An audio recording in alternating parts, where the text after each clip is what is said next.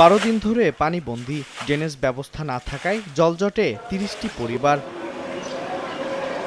এ চিত্র কুমিল্লা নগরীর 7 নম্বর ওয়ার্ডের অশোকতলা এলাকায়। 1.5 শতাধিক মানুষ পানি মারিয়ে দৈনন্দিন জীবন কাটাচ্ছেন। নিয়মিত ঘণ্টা বাজলেও বিদ্যালয়ে নেই শিক্ষার্থীর উপস্থিতি। বসতঘরেও পানি উঠে পড়ায় বিপাকে বাসিন্দারা। তাদের অভিযোগ, এমন দুর্ভোগ দেখার কেউ নেই। ক্লাসে পানি ঢুকে যায়, নিচতলার এই যে পাশের এই যে ক্লাসটা দেখছেন, ওই রুমটাও পানি ঢুকে যায় এবং পিছনে যে ভবন ওইখানেও আমাদেরকে ক্লাস করতে হয়, ওই দুইটা রুমও পানি ঢুকে যায়।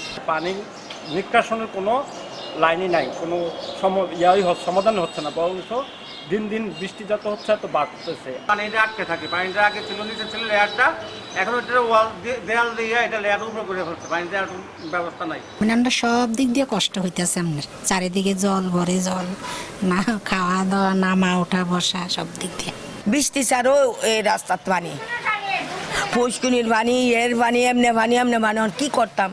সমস্যা সমাধানে সিটি কর্পোরেশন স্থায়ী প্রকল্পের উদ্যোগ নিচ্ছে বলে জানিয়েছেন সাবেকে জনপ্রতিনিধি।